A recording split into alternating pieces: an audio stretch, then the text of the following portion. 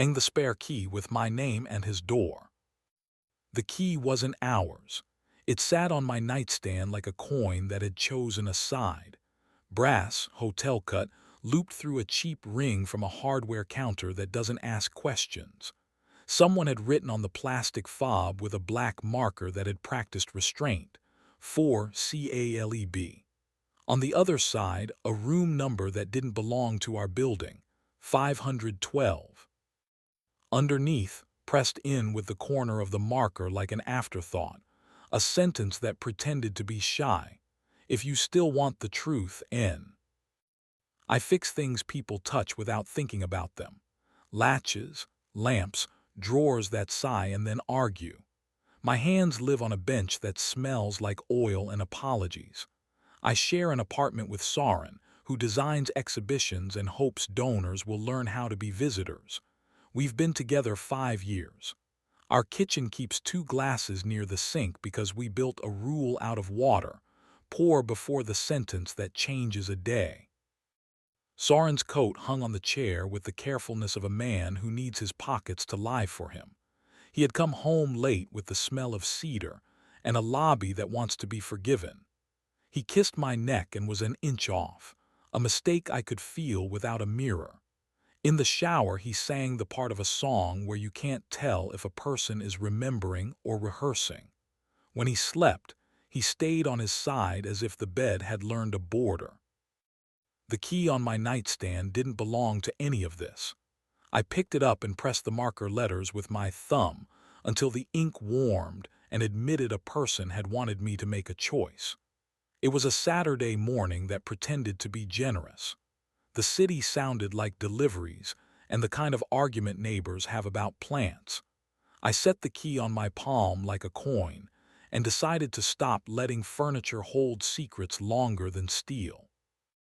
I walked the 8 blocks because elevators are too honest about what you look like when you decide to be adult about something. The Revere was the kind of hotel that prides itself on being anonymous. A smile at the desk didn't ask my name. A nod at the elevator didn't ask what floor. On 5, the carpet learned my steps without insisting on a memory. Room 512 had the chain on. I knocked. Courtesy matters even when it's the only thing doing any work. He opened the door with his hand still on the chain. Nico. I knew him from openings, the man to Soren's left, the laugh that made donors imagine they were funny. Taller than the night makes him look, dark hair that pretends it knows how to obey, mouth shaped like he has learned gentleness and isn't embarrassed by that. He smelled like cedar and a room that believed it could be kind for an hour. He didn't smile. He stepped back and let the chain fall. "You came," he said, and I heard relief disguised as neutrality. "You wrote my name on a key and put it where I live," I said. "That's persuasive." The suite was bright in the way expensive lamps are when they've been paid to behave. 2 glasses on the table, condensation rehearsing a confession. A jacket I could describe with my eyes closed hung on the back of a chair. I rested my hand on the top of the chair for the length of a breath, and then moved it because I don't like cleaning the palm print off my own conscience. "I invited you because I don't want to keep being a surprise," Nico said. He stayed near the door like a hinge had hired him. "And because the version of him that would tell you this without me wouldn't be the one you deserve." "How long?" I asked, because thorough beats dramatic when you're cutting yourself open in daylight. 8 months, he said, the number sitting in the room like furniture. "It began with rain and an elevator and a lobby that sells permission. We called it parentheses and acted as if grammar could protect us. I ended it twice.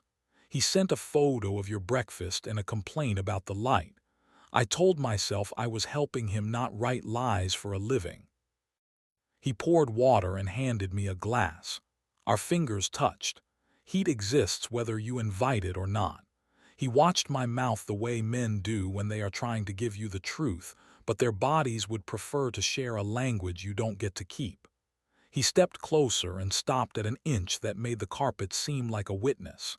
He didn't touch me. The restraint was more erotic than any press of lips to skin, and I hated that knowledge. He's downstairs paying the bill for a story he can't afford, Nico said. He thinks he's meeting me to end something politely.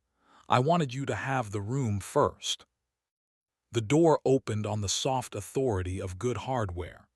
Soren walked in with the face he keeps for labels that teach people what they didn't want to learn. He saw me, saw Nico, saw the bed, and refused to look at it like a professional, saw the glasses and the jacket and the inch of air that had been a country a second ago. He closed the door gently.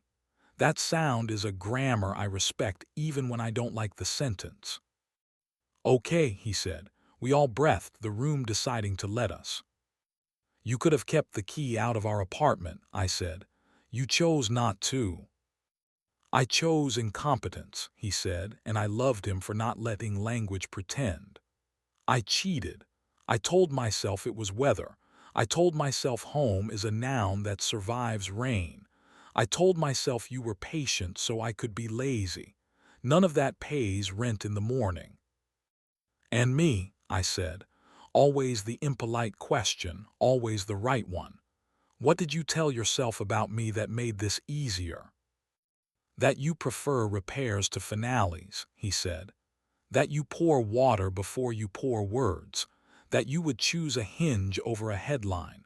I used your virtues like a permit. Nico had moved toward the window, which in rooms like this is how decent men leave without making the exit the main event. He held his glass and did not drink. He looked at me as if I had given him an assignment he hoped to complete and never grade. I can go, he said. Not yet, I said. We can be a room where grown men do 5 minutes of honesty without theater. Soren's mouth pitched toward a speech and then sorted itself out. He didn't reach for me. He has learned that reaching is a contract your wrists sign without asking your mouth. Tell me what you want me to do, he said. You'll end it, I said. You'll sleep on the couch we refuse to dignify with the word guest. Next week you'll tell me what this was twice, once with your clever language and once with the small words that don't get you hired.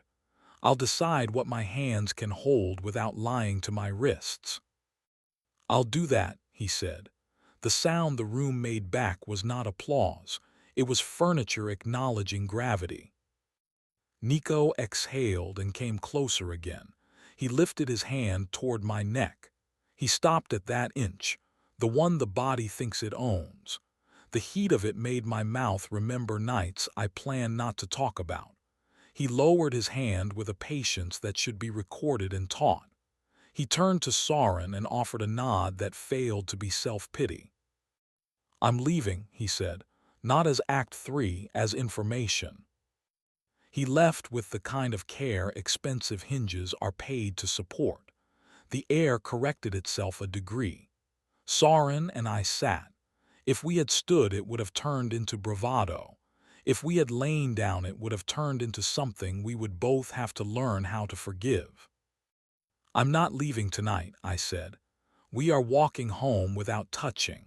We are waiting at crosswalks because other people's knees and our better natures both deserve seconds. You are sleeping on the couch. Tomorrow you end it. Next week you bring me small words. He nodded. He didn't cry. I still love him for that. In the elevator, he reached in reflex when a stranger stumbled. His hand hovered near my hip and I wanted it and didn't take it. The lobby smelled like soft money pretending to be clean. Outside, the city decided to remember weather. At home, the kettle performed and then did its job. He made tea and left. He put blankets on the couch with careful hands. I slept alone and woke up like someone who has disassembled a bomb and isn't sure whether it had ever been live. He ended it. He stood in a lobby that sells permission and told a man who knows Cedar does work that beauty isn't policy. He came home smelling like nothing, which is the cologne adults should have to pass out in schools. He told me the truth twice. The first time he used narrative like spackle. The second time he used words like nails. He said, I wanted applause from someone who hadn't seen me be kind at 7 a.m., he said. I confused electricity with architecture. He said, I can be one person if you stand near me without performing for me. I let him. I am allowed to disappoint people who want finales if I save a kitchen. He slept on the couch for 6 nights, and on the 7th made the bed with me like we used to before we learned how to be bored. Desire reminds you that bodies have their own calendars. We remembered lazy precision without trying to rename it. We practiced and did not require the room to applause. Nico texted one line 3 days later. Thank you for letting me tell the truth while the lights were on. I wrote, try it before the room is expensive. He didn't reply, which was the second best thing he did. Work stayed exact. I rehung a door for a neighbor who had been coaxing it shut with his shoulder for a year. I showed him where the hinge had fallen in love with the wrong screw. We moved it. The door behaved. He looked at me like I had invented courtesy, and I let him. I painted open for a bakery that wanted mirrors and gave them air instead. The owner framed my letters with ferns, and I liked the way they bent without permission. A week later, I saw Nico outside the museum. He looked smaller. Maybe my anger had stopped making him tall. He said hi without pretending to be a lesson. He did not smell like cedar. We stood under the awning long enough to let the weather admit it wasn't responsible. Here is the part everyone underprices because it doesn't click well. I wanted him. I wanted the near press, the inch of heat, the lazy accuracy of a mouth that would have made me terrible for a night and poor in the morning. I didn't take it. Wanting isn't a command. Desire is not policy. Bodies vote. Ethics count. If another key appears on my nightstand with my name and his door, I will bring water. I will sit where the exit is obvious and not call it cowardice. If a hand rises toward my neck, I will let it hover and answer with a decision I can afford.